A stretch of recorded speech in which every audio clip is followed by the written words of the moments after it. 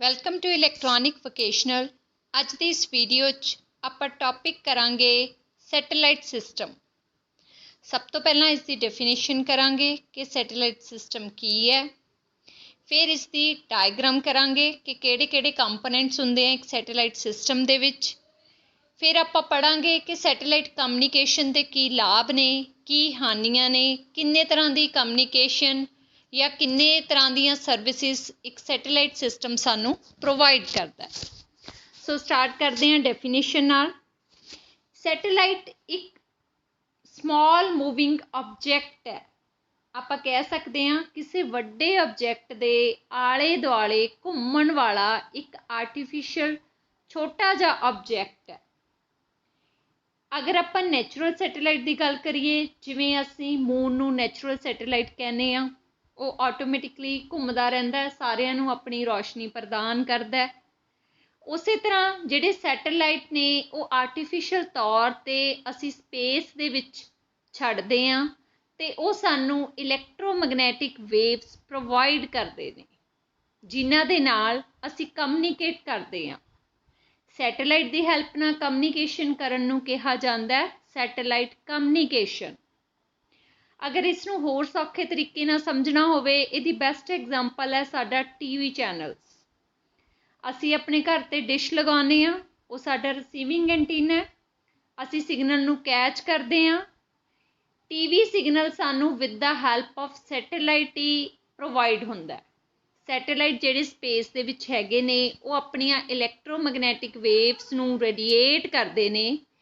ਸਾਡਾ ਰਿਸੀਵਰ ਉਹਨਾਂ ਵੇਵਸ ਨੂੰ ਕੈਚ ਕਰਦਾ, ਫਿਰ ਸਾਨੂੰ TV ਸਿਗਨਲ ਦਿੰਦਾ। ਹੁਣ ਆਪਾਂ ਇਹਦੀ ਡੈਫੀਨੇਸ਼ਨ 'ਚ ਲਿਖਾਂਗੇ ਕਿ ਸੈਟੇਲਾਈਟ ਇੱਕ ਸਮਾਲ ਮੂਵਿੰਗ ਆਬਜੈਕਟ ਹੈ ਜਿਹੜਾ ਸਾਨੂੰ ਇਲੈਕਟ੍ਰੋਮੈਗਨੈਟਿਕ ਵੇਵਸ ਦਿੰਦਾ। ਇਹਨਾਂ ਵੇਵਸ ਦੀ ਹੈਲਪ ਨਾਲ ਅਸੀਂ ਕਮਿਊਨੀਕੇਟ ਕਰਦੇ ਹਾਂ। ਜਿਵੇਂ ਕਿ ਮੂਨ ਸਾਡਾ ਇੱਕ ਨੈਚੁਰਲ ਸੈਟੇਲਾਈਟ ਹੈ।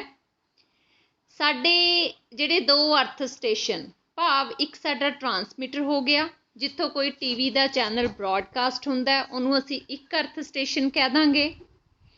ਦੂਸਰਾ ਅਰਥ ਸਟੇਸ਼ਨ ਹੋ ਗਿਆ ਸਾਡੇ ਘਰ ਦਾ ਰਿਸੀਵਿੰਗ ਡਿਸ਼, ਜਿਹੜਾ ਉਹ ਸਿਗਨਲ ਨੂੰ ਕੈਚ ਕਰਦਾ। ਅਸੀਂ ਲੇਕਿਨ ਸਾਡੇ ਟਰਾਂਸਮੀਟਰ ਅਤੇ ਰਿਸੀਵਰ ਦੇ ਵਿੱਚ ਕਮਿਊਨੀਕੇਸ਼ਨ ਕਿਹਦੀ ਹੈਲਪ ਨਾਲ ਹੁੰਦੀ ਹੈ? ਸੈਟੇਲਾਈਟ ਦੀ ਹੈਲਪ ਨਾਲ। ਸੋ ਇਹ ਸਾਡੀ ਹੋ ਗਈ ਸੈਟੇਲਾਈਟ ਕਮਿਊਨੀਕੇਸ਼ਨ। ਟੈਲੀਫੋਨ ਵਿੱਚ, ਰੇਡੀਓ ਵਿੱਚ, TV ਵਿੱਚ, ਇੰਟਰਨੈਟ ਫੈਸਿਲਿਟੀਜ਼, ਮਿਲਟਰੀ ਸਰਵਿਸਿਜ਼, ਸਾਰੇ ਕਿਤੇ ਸੈਟੇਲਾਈਟਸ ਦੀ ਹੀ ਵਰਤੋਂ ਕੀਤੀ ਜਾਂਦੀ ਹੈ। ਸੈਟੇਲਾਈਟ ਦੀ ਹੈਲਪ ਦੇ ਨਾਲ ਅਸੀਂ ਕੋਈ ਵੀ ਵੋਇਸ, ਡਾਟਾ, ਵੀਡੀਓ, ਆਡੀਓ ਕੋਈ ਵੀ ਧਰਤੀ ਦੇ ਇੱਕ ਕੋਨੇ ਤੋਂ ਦੂਜੇ ਕੋਨੇ ਤੱਕ ਭੇਜ ਸਕਦੇ ਹਾਂ। ਆਲ ਓਵਰ ਦਾ ਵਰਲਡ ਅਸੀਂ ਸੈਂਡ ਕਰ ਸਕਦੇ ਹਾਂ with the help of satellite. So ਇਹ ਸੀਗੀ ਆਪਣੀ ਡੈਫੀਨੇਸ਼ਨ। ਨੈਕਸਟ ਆਪਾਂ ਕਰਦੇ ਹਾਂ ਇਸ ਦਾ ਡਾਇਗਰਾਮ। ਇਸ ਡਾਇਗਰਾਮ ਨਾਲ ਆਪਾਂ ਸੈਟੇਲਾਈਟ ਸਿਸਟਮ ਨੂੰ ਸਮਝਾਂਗੇ। ਜਿਵੇਂ ਕਿ ਡਾਇਗਰਾਮ 'ਚ ਦੇਖੋ ਅਰਥ ਸ਼ੋ ਕੀਤੀ ਹੈ। ਰਾਈਟ ਹੈਂਡ ਸਾਈਡ ਸਾਡਾ ਰਿਸੀਵਿੰਗ ਐਂਟੀਨਾ ਹੈ, ਲੈਫਟ ਹੈਂਡ ਸਾਈਡ ਟਰਾਂਸਮਿਟਿੰਗ ਐਂਟੀਨਾ। ਜਿਵੇਂ ਕਿ ਮੈਂ ਤੁਹਾਨੂੰ ਦੱਸਿਆ ਕਿ satellite internet, TV, radio, telephone ਸਭ ਲਈ ਵਰਤਿਆ ਜਾਂਦਾ। ਬਟ ਆਪਾਂ ਚਲੋ ਇੱਕ ਐਗਜ਼ਾਮਪਲ ਲੈ ਕੇ ਚੱਲਦੇ ਹਾਂ ਕਿ ਅਸੀਂ TV ਨੂੰ ਸਮਝ ਰਹੇ ਹਾਂ, TV ਸਿਗਨਲਸ ਨੂੰ ਸਮਝ ਰਹੇ ਹਾਂ with the help of satellite. Transmitting antenna ਹੋ ਗਿਆ ਸਾਡਾ ਬਰੋਡਕਾਸਟ ਸਟੇਸ਼ਨ, ਜਿੱਥੋਂ ਕੋਈ ਵੀ ਚੈਨਲ ਟੈਲੀਕਾਸਟ ਕੀਤਾ ਜਾਂਦਾ। ਜਿਹੜਾ ਐਂਟੀਨਾ ਵੇਵਸ ਨੂੰ ਟਰਾਂਸਮਿਟ ਕਰਦਾ ਉਹਨੂੰ ਅਸੀਂ ਟਰਾਂਸਮਿਟਿੰਗ ਐਂਟੀਨਾ ਕਹਿੰਦੇ ਹਾਂ। ਅਕੋਰਡਿੰਗ ਟੂ ਡਾਇਗਰਾਮ ਦੇਖੋ ਇਹ ਵੇਵਸ ਉੱਪਰ ਨੂੰ ਜਾ ਰਹੀਆਂ ਸੈਟੇਲਾਈਟ ਕੋਲ। ਫਿਰ ਉੱਥੋਂ ਸਿਗਨਲ ਪ੍ਰਾਪਤ ਹੋਇਆ ਜਿਹਨੂੰ ਰਿਸੀਵਿੰਗ ਸਿਗਨਲ ਲਿਖਿਆ। ਰਿਸੀਵਿੰਗ ਐਂਟੀਨਾ ਹੋ ਗਿਆ ਸਾਡੇ ਘਰ ਦਾ ਡਿਸ਼ ਐਂਟੀਨਾ, ਜਿਹੜਾ ਇਹ ਵੇਵਸ ਨੂੰ ਕੈਚ ਕਰਦਾ। ਸੈਟੇਲਾਈਟ ਦਾ ਅਰਥ ਤੋਂ ਡਿਸਟੈਂਸ ਲਿਖਿਆ 36 ਕਿਲੋਮੀਟਰ, ਬਟ ਇਹ ਕੋਈ ਫਿਕਸ ਨਹੀਂ ਹੈ। ਅਲੱਗ-ਅਲੱਗ ਐਪਲੀਕੇਸ਼ਨ ਅਕੋਰਡਿੰਗ ਇਹ ਵੇਰੀ ਕਰਦਾ। ਹੁਣ ਆਪਣੇ ਤਿੰਨ ਮੇਨ ਕੰਪੋਨੈਂਟ ਨੇ ਇਸ ਡਾਇਗਰਾਮ 'ਚ। ਵਨ ਇਜ਼ ਟਰਾਂਸਮਿਟਿੰਗ ਐਂਟੀਨਾ, ਜਿਹੜਾ ਅਪ ਲਿੰਕ ਫ੍ਰੀਕੁਐਂਸੀ ਕ੍ਰੀਏਟ ਕਰਦਾ। ਸੈਕਿੰਡ ਇਜ਼ ਸਾਡਾ ਸੈਟੇਲਾਈਟ, ਜਿੱਥੇ ਟਰਾਂਸਡਿਊਸਰ ਲੱਗਿਆ ਹੁੰਦਾ, ਟਰਾਂਸਪੋਂਡਰ ਲੱਗਿਆ ਹੁੰਦਾ, ਜਿਹੜਾ ਹਰ ਇੱਕ ਐਪਲੀਕੇਸ਼ਨ ਦੇ ਅਕੋਰਡਿੰਗ ਅਲੱਗ-ਅਲੱਗ ਹੁੰਦਾ। ਥਰਡ ਇਜ਼ ਸਾਡੀ ਡਾਊਨਲਿੰਕ ਫ੍ਰੀਕੁਐਂਸੀ, ਮਤਲਬ ਕਿ ਸਾਡਾ ਰਿਸੀਵਿੰਗ ਸਿਗਨਲ। ਹੁਣ ਆਪਾਂ ਪਹਿਲਾਂ ਅਪਲਿੰਕ ਫ੍ਰੀਕੁਐਂਸੀ ਦੀ ਗੱਲ ਕਰਦੇ ਹਾਂ। ਜਦੋਂ ਸਾਡੇ ਬ੍ਰੌਡਕਾਸਟ ਸਟੇਸ਼ਨ ਤੋਂ ਸਾਡੇ ਸੈਟੇਲਾਈਟ ਨੂੰ ਸਿਗਨਲ ਅਸੀਂ ਭੇਜਦੇ ਹਾਂ ਤਾਂ ਉਹਨੂੰ ਅਸੀਂ ਅਪ ਲਿੰਕ ਕਹਿੰਦੇ ਹਾਂ।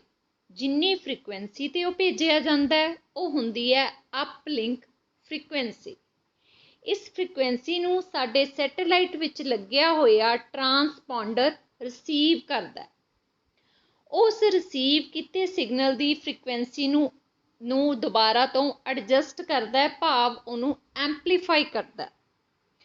ਟਰਾਂਸਪੋਂਡਰ ਜਿਹੜਾ ਲੱਗਿਆ ਹੁੰਦਾ ਸੈਟੇਲਾਈਟ 'ਤੇ ਉਹ ਹਰ ਇੱਕ ਐਪਲੀਕੇਸ਼ਨ ਦੇ ਲਈ ਅਲੱਗ-ਅਲੱਗ ਹੁੰਦਾ, ਲੇਕਿਨ ਉਹਦਾ ਕੰਮ ਇੱਕੋ ਹੀ ਹੈ ਕਿ ਉਹ ਜਿਹੜੀ ਅਪਲਿੰਕ ਫ੍ਰੀਕੁਐਂਸੀ ਟਰਾਂਸਮਿਟਿੰਗ ਐਂਟੀਨਾ ਤੋਂ ਪ੍ਰਾਪਤ ਕਰਦਾ ਹੈ ਉਸ ਨੂੰ ਐਂਪਲੀਫਾਈ ਕਰਦਾ ਅਤੇ ਉਸਦੀ ਫ੍ਰੀਕੁਐਂਸੀ ਨੂੰ ਚੇਂਜ ਕਰ ਦਿੰਦਾ।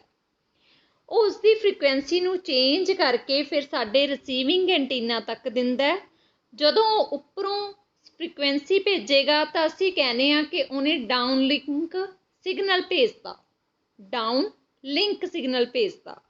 ਜਿੰਨੀ ਫ੍ਰੀਕੁਐਂਸੀ 'ਤੇ ਭੇਜੇਗਾ ਉਸ ਫ੍ਰੀਕੁਐਂਸੀ ਨੂੰ ਕਿਹਾ ਜਾਂਦਾ ਹੈ ਡਾਊਨ ਲਿੰਕ ਫ੍ਰੀਕੁਐਂਸੀ। ਹੁਣ ਇਹਦੇ 'ਚੋਂ 1 ਨੰਬਰ ਦੇ ਕੁਐਸਚਨ ਬਹੁਤ ਬਣ ਗਏ। ਅਪ ਲਿੰਕ ਫ੍ਰੀਕੁਐਂਸੀ ਕੀ ਹੈ, ਡਾਊਨ ਲਿੰਕ ਫ੍ਰੀਕੁਐਂਸੀ ਕੀ ਹੈ, ਟਰਾਂਸਪੋਂਡਰ ਕੀ ਹੈ, ਜਾਂ ਫਿਰ ਟਰਾਂਸਮਿਟਿੰਗ ਅਤੇ ਰਿਸੀਵਿੰਗ ਐਂਟੀਨਾ ਕੀ ਨੇ। ਸੋ ਇਹ ਸੀਗੀ ਸਾਡੀ ਬੇਸਿਕ ਡਾਇਗਰਾਮ ਸੈਟੇਲਾਈਟ ਬਾਰੇ। ਆਫ ਸੈਟੇਲਾਈਟ, ਸੈਟੇਲਾਈਟਸ 2 ਤਰ੍ਹਾਂ ਦੇ ਨੇ। One is passive satellite, another is active satellite. ਦੋਨਾਂ ਦਾ ਡਿਫਰੈਂਸ ਕੀ ਹੈ? ਸਭ ਤੋਂ ਪਹਿਲਾਂ ਆਪਾਂ ਪੈਸਿਵ ਦੀ ਗੱਲ ਕਰਦੇ ਹਾਂ। ਜਿਹੜਾ ਸੈਟੇਲਾਈਟ ਸਿਗਨਲ ਰਿਸੀਵ ਕਰਦਾ ਹੈ, ਭਾਵ ਜੋ ਅਪਲਿੰਕ ਫ੍ਰੀਕੁਐਂਸੀ ਉਹ ਰਿਸੀਵ ਕਰਦਾ ਹੈ, ਉਹ ਬਿਨਾਂ ਕਿਸੇ ਐਂਪਲੀਫਿਕੇਸ਼ਨ ਦੇ ਉਸੇ ਫ੍ਰੀਕੁਐਂਸੀ 'ਤੇ ਰਿਫਲੈਕਟ ਕਰਕੇ ਵਾਪਸ ਸਾਡੇ ਰਿਸੀਵਿੰਗ ਐਂਟੀਨਾ ਨੂੰ ਦੇ ਦਿੰਦਾ। ਉਹ ਵਾਲੇ ਟਰਾਂਸਪੋਂਡਰ ਜਿਹ 'ਚ ਲੱਗਦੇ ਨੇ ਉਹ ਵਾਲੇ ਸੈਟੇਲਾਈਟ ਨੂੰ ਅਸੀਂ ਕਹਿੰਦੇ ਹਾਂ ਪੈਸਿਵ। ਉਹ ਜਸਟ ਰਿਸੀਵ ਕਰਦਾ ਅਪਲਿੰਕ ਫ੍ਰੀਕੁਐਂਸੀ ਅਤੇ ਉਹਨੂੰ ਡਾਊਨ ਲਿੰਕ ਕਰਕੇ ਸਾਡੇ ਰਿਸੀਵਿੰਗ ਤੱਕ ਭੇਜ ਦਿੰਦਾ, ਕੋਈ ਵੀ ਐਂਪਲੀਫਿਕੇਸ਼ਨ ਨਹੀਂ ਉਹ 'ਚ ਕਰ ਪਾਉਂਦਾ। ਇਹਨਾਂ ਦੀ ਵਰਤੋਂ ਬਹੁਤ ਹੀ ਘੱਟ ਹੁੰਦੀ ਹੈ।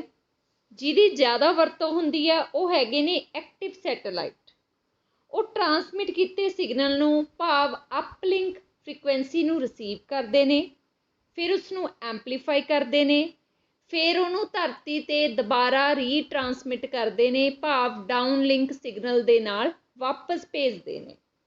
ਇਸੇ ਸੈਟੇਲਾਈਟ ਦੀ ਵਰਤੋਂ ਜ਼ਿਆਦਾ ਕੀਤੀ ਜਾਂਦੀ ਹੈ ਕਿਉਂਕਿ ਇਹਦੇ ਨਾਲ ਇੰਟਰਫੇਰੈਂਸ ਨਹੀਂ ਹੁੰਦੀ, ਸਾਨੂੰ ਹਾਈ ਕੁਆਲਿਟੀ ਸਿਗਨਲ ਪ੍ਰਾਪਤ ਹੁੰਦਾ। ਜ਼ਿਆਦਾਤਰ ਐਪਲੀਕੇਸ਼ਨ 'ਚ ਐਕਟਿਵ ਸੈਟੇਲਾਈਟਸ ਹੀ ਵਰਤੇ ਜਾਂਦੇ ਨੇ। ਸੈਟੇਲਾਈਟ ਕਮਿਊਨੀਕੇਸ਼ਨ ਜਿਹੜੀਆਂ ਸਾਨੂੰ ਸਰਵਿਸਿਜ਼ ਦਿੰਦੀ ਹੈ ਉਹ 2 ਨੇ। 1 ਵੇ ਸੈਟੇਲਾਈਟ ਕਮਿਊਨੀਕੇਸ਼ਨ, 2 ਵੇ ਸੈਟੇਲਾਈਟ ਕਮਿਊਨੀਕੇਸ਼ਨ। ਇਹਨਾਂ ਨੂੰ ਆਪਾਂ with the help of diagram ਕਰਦੇ ਹਾਂ।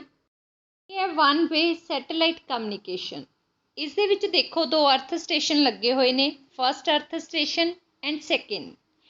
ਇਸ ਦੇ ਵਿੱਚ ਟਰਾਂਸਮੀਟਰ ਟੂ ਰਿਸੀਵਰ ਹੀ ਸਿਗਨਲ ਜਾਂਦਾ, ਵਾਪਸ ਰਿਸੀਵਰ ਤੋਂ ਟਰਾਂਸਮੀਟਰ ਤੱਕ ਅਸੀਂ ਨਹੀਂ ਭੇਜ ਸਕਦੇ। ਇਸੇ ਕਰਕੇ ਇਹਦਾ ਨਾਮ ਹੈ 1 ਵੇ ਕਮਿਊਨੀਕੇਸ਼ਨ। ਯੂਨੀ ਡਾਇਰੈਕਸ਼ਨਲ, ਸਾਡਾ ਸਿਗਨਲ ਟਰਾਂਸਮੀਟਰ ਤੋਂ ਸੈਟੇਲਾਈਟ ਤੱਕ ਗਿਆ, ਸੈਟੇਲਾਈਟ ਤੋਂ ਰਿਸੀਵਰ ਤੱਕ ਆਇਆ, 1 ਵੇ। ਰਿਸੀਵਰ ਤੋਂ ਟਰਾਂਸਮੀਟਰ ਤੱਕ ਅਸੀਂ ਕੋਈ ਸਿਗਨਲ, ਕੋਈ ਮੈਸੇਜ ਨਹੀਂ ਭੇਜ ਸਕਦੇ। ਇਸ ਦੀ ਐਗਜ਼ਾਮਪਲ ਹੈ ਰੇਡੀਓ ਦੇ ਵਿੱਚ ਪੋਜੀਸ਼ਨ ਲੋਕੇਸ਼ਨ ਟਰੇਸ ਕਰਨ ਲਈ ਵਰਤਿਆ ਜਾਂਦਾ ਹੈ, ਸਪੇਸ ਦੇ ਵਿੱਚ ਟਰੈਕਿੰਗ ਦੇ ਕੰਮ ਆਉਂਦਾ ਹੈ, ਜਾਂ ਫਿਰ ਇੰਟਰਨੈਟ ਸਰਵਿਸ ਦੇ ਵਿੱਚ ਜਿਹੜਾ ਸੈਟੇਲਾਈਟ ਵਰਤਿਆ ਜਾਂਦਾ ਹੈ ਉਹ 1 ਵੇ ਹੁੰਦਾ, ਸਿਰਫ ਟਰਾਂਸਮੀਟਰ ਤੋਂ ਹੀ ਸਿਗਨਲ ਭੇਜਿਆ ਜਾ ਸਕਦਾ ਹੈ। ਨੈਕਸਟ ਹੈ 2 ਵੇ ਸੈਟੇਲਾਈਟ ਕਮਿਊਨੀਕੇਸ਼ਨ। ਇਸ ਵਿੱਚ ਦੇਖੋ ਪਿੰਕ ਲਾਈਨ ਸ਼ੋ ਕਰ ਰਹੀ ਹੈ ਕਿ ਸਿਗਨਲ ਟਰਾਂਸਮੀਟਰ ਤੋਂ ਰਿਸੀਵਰ ਵੱਲ ਗਿਆ, ਗ੍ਰੀਨ ਲਾਈਨ ਸ਼ੋ ਕਰ ਰਹੀ ਹੈ ਕਿ ਰਿਸੀਵਰ ਤੋਂ ਟਰਾਂਸਮੀਟਰ ਵੱਲ ਗਿਆ। ਇਹ ਹੁੰਦੀ ਹੈ ਸਾਡੀ ਪੁਆਇੰਟ ਟੂ ਪੁਆਇੰਟ ਕਨੈਕਟੀਵਿਟੀ, ਭਾਵ ਇਸ ਵਿੱਚ ਜਿਹੜੀ ਕਮਿਊਨੀਕੇਸ਼ਨ ਹੈ ਉਹ ਬਾਈ ਡਾਇਰੈਕਸ਼ਨਲ ਹੈ। ਟਰਾਂਸਮੀਟਰ ਤੋਂ ਰਿਸੀਵਰ ਨੂੰ ਵੀ ਸਿਗਨਲ ਜਾ ਸਕਦਾ ਹੈ, ਪਲੱਸ ਰਿਸੀਵਰ ਤੋਂ ਟਰਾਂਸਮੀਟਰ ਨੂੰ ਵੀ ਸਿਗਨਲ ਜਾ ਸਕਦਾ ਹੈ। ਸੋ ਇਹ ਸੀ ਕਿਸਮਾਂ। ਹੁਣ ਆਪਾਂ ਕਰਦੇ ਹਾਂ ਐਡਵਾਂਟੇਜ ਐਂਡ ਡਿਸਐਡਵਾਂਟੇਜ। ਐਡਵਾਂਟੇਜ ਦੇ ਵਿੱਚ ਫਸਟ ਪੁਆਇੰਟ ਹੈ ਸਰਕਟ ਨੂੰ ਇੰਸਟਾਲ ਕਰਨਾ ਸੌਖਾ ਹੈ। ਸਿਰਫ ਇੱਕ ਸੈਟੇਲਾਈਟ ਨੂੰ ਫਿੱਟ ਕਰਕੇ ਹੀ ਅਸੀਂ ਕਿੰਨੀ ਜਗ੍ਹਾ 'ਤੇ ਸਿਗਨਲ ਭੇਜ ਸਕਦੇ ਹਾਂ। ਸੈਕਿੰਡ, ਇਸ ਦੀ ਹੈਲਪ ਨਾਲ ਧਰਤੀ ਦੇ ਹਰ ਕੋਨੇ ਵਿੱਚ ਸਿਗਨਲ ਪਹੁੰਚ ਜਾਂਦਾ ਹੈ। ਫਰਿੰਜ ਏਰੀਆ ਜਿੱਥੇ ਸਿਗਨਲ ਬਹੁਤ ਔਖਾ ਮਿਲਦਾ ਹੈ ਉੱਥੇ ਵੀ ਇਸ ਨਾਲ ਸਿਗਨਲ ਅਸੀਂ ਪ੍ਰਾਪਤ ਕਰ ਸਕਦੇ ਹਾਂ। ਤੀਸਰਾ, ਘੱਟ ਖਰਚੇ ਤੇ ਸਾਰੇ ਏਰੀਏ ਵਿੱਚ ਸਿਗਨਲ ਭੇਜ ਸਕਦੇ ਹਾਂ। ਬੇਸ਼ੱਕ ਸੈਟੇਲਾਈਟ ਫਿੱਟ ਕਰਨ ਦਾ ਬਹੁਤ ਹੀ ਜ਼ਿਆਦਾ ਖਰਚਾ ਹੈ, ਪਰ ਅਗਰ ਅਸੀਂ ਏਰੀਆ ਅਕੋਰਡਿੰਗ ਕੰਸੀਡਰ ਕਰੀਏ ਕਿ ਇੱਕ ਖਰਚੇ ਨਾਲ ਵੱਧ ਏਰੀਏ 'ਚ ਸਿਗਨਲ ਦੇਣਾ ਹੈ ਤਾਂ ਅਸੀਂ ਇਸ ਨੂੰ ਸਸਤਾ ਮੰਨਦੇ ਹਾਂ। ਪੁਆਇੰਟ ਨੰਬਰ 4, 24 ਘੰਟੇ ਇਹ ਸਿਗਨਲ ਸਾਨੂੰ ਲਗਾਤਾਰ ਦਿੰਦਾ ਹੈ। ਇਸ ਦੀ ਸਿਗਨਲ ਕੁਆਲਿਟੀ ਹਾਈ ਹੁੰਦੀ ਹੈ। ਇਸ ਦੇ ਵਿੱਚ ਮਲਟੀਪਲ ਅਸੈਸ ਪੁਆਇੰਟ ਨੇ, ਕਰੋੜਾਂ ਯੂਜ਼ਰਸ ਐਟ ਏ ਟਾਈਮ ਇਸ ਤੋਂ ਸਿਗਨਲ ਵਰਤ ਸਕਦੇ ਨੇ ਤੇ ਕੋਈ ਇੰਟਰਫੇਰੈਂਸ ਦੀ ਪ੍ਰੋਬਲਮ ਨਹੀਂ ਆਉਂਦੀ। ਸਮੁੰਦਰ ਪਾਰ ਵੀ ਇਹਦੇ ਨਾਲ ਅਸੀਂ ਸਿਗਨਲ ਪਹੁੰਚਾ ਸਕਦੇ ਹਾਂ। ਇਹ ਪੂਰੇ ਤੌਰ 'ਤੇ ਯੂਜ਼ਰ ਕੰਟਰੋਲ ਇੱਕ ਨੈਟਵਰਕ ਹੈ। ਨੈਕਸਟ, ਡਿਸਐਡਵਾਂਟੇਜ, ਟਰਾਂਸਮੀਟਰ ਅਤੇ ਰਿਸੀਵਰ ਜਿਹੜੇ ਇਹਦੇ ਲਈ ਵਰਤੇ ਜਾਂਦੇ ਨੇ ਉਹ ਹਾਈ ਪਾਵਰ ਹੁੰਦੇ ਨੇ। ਇੰਸਟਾਲੇਸ਼ਨ ਦੇ ਟਾਈਮ ਇਹਦੇ ਖਰਚਾ ਕਾਫੀ ਆ ਜਾਂਦਾ ਹੈ। ਐਂਟੀਨਾ ਵੱਧ ਡਾਇਆਮੀਟਰ ਦਾ ਚਾਹੀਦਾ ਇਹਦੇ ਸਿਗਨਲ ਪ੍ਰਾਪਤ ਕਰਨ ਲਈ। ਕਈ ਵਾਰ ਸਾਈਕਲੋਨਸ ਜਾਂ ਸੋਲਰ ਐਕਟੀਵਿਟੀਜ਼ ਕਰਕੇ ਇਹਦੇ ਤੋਂ ਜਿਹੜਾ ਸਿਗਨਲ ਪ੍ਰਾਪਤ ਹੁੰਦਾ ਹੈ ਉਹ 'ਚ ਸਾਨੂੰ ਵਿਘਨ ਪੈ ਸਕਦਾ, ਪ੍ਰੋਬਲਮ ਆ ਸਕਦੀ ਹੈ। ਸਮੇਂ ਦੇ ਨਾਲ ਇਹਦੀ ਐਫੀਸ਼ੀਐਂਸੀ ਥੋੜ੍ਹਾ ਘੱਟ ਜਾਂਦੀ ਹੈ। ਪੰਜਵਾਂ ਪੁਆਇੰਟ ਆਪਾਂ ਪਹਿਲਾਂ ਹੀ ਕਰ ਚੁੱਕੇ ਹਾਂ ਕਿ ਖਰਚਾ ਇੱਕ ਵਾਰ ਦਾ ਕਾਫੀ ਜ਼ਿਆਦਾ ਹੈ। ਇਹਦੇ ਵਿੱਚ ਪ੍ਰੋਪੇਗੇਸ਼ਨ ਨਾਲ ਇੰਟਰਫੇਰੈਂਸ ਹੋ ਸਕਦੀ ਹੈ। ਸੋ ਇਹ ਸੀਗਾ ਟੌਪਿਕ ਆਪਣਾ ਸੈਟੇਲਾਈਟ ਕਮਿਊਨੀਕੇਸ਼ਨ। ਮਿਲਦੇ ਹਾਂ ਨੈਕਸਟ ਵੀਡੀਓ 'ਚ ਨੈਕਸਟ ਟੌਪਿਕ ਨਾਲ। Thank you.